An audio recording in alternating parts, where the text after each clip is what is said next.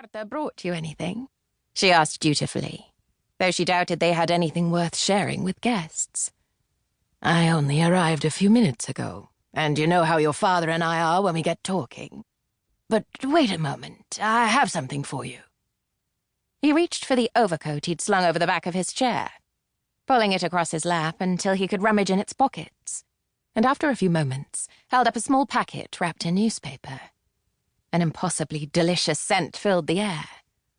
From friends who live abroad, he explained. Coffee! Oh, Father Bernardi, you are so kind. Let me dig out our cafetiera. I won't be long. She was standing on a chair searching through the top shelves of the pantry cupboard when Marta reappeared. What are you doing up there?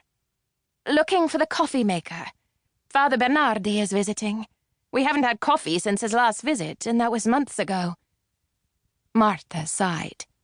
Typical of her sighs, it was drawn out, mournful, and vibrating with resentment. It will get people talking. A Catholic priest, of all people, coming to visit. How your father even knows the man. He's been a patient of Papa's for years and years, and his friend, too. And Papa always has people coming and going. I doubt anyone will care. A protest was a formality, for Father Bernardi's visit would certainly be noted and remarked upon by everyone they knew. Had they lived anywhere else, no one would have cared. But the ghetto was a close-knit place, the sort of neighborhood where people loved nothing better than burrowing into each other's business. And so her father's agnostic leanings, as well as his avowed determination to be guided by science rather than faith, had long been a focus of local gossip. Her fingers closed around the worn aluminum of the cafetiera, dusty from disuse, and she pulled it from its hiding place. Where's the grinder? In the next cupboard over. Do we have any sugar for the coffee? A little. You know, if your father had bothered to tell me he was expecting someone, I'd have made my zaiti.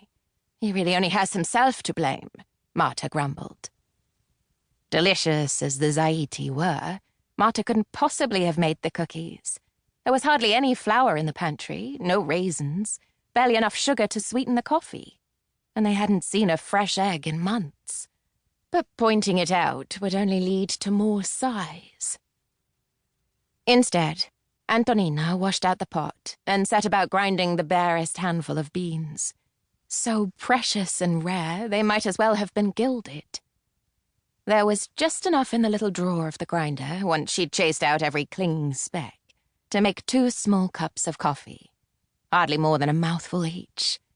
She'd reuse the grounds for herself and Marta, for even watered-down coffee tasted better than the Caffè d'Orzo, made of roasted barley that some told themselves was as good as the real thing. It was enough, for now, to smell the coffee as it brewed, as she divided it between the prettily decorated porcelain cups her parents had bought in Florence on their honeymoon, as she set them and the sugar bowl on a tray and hurried back to her father's study. The smell was the best thing about coffee, after all.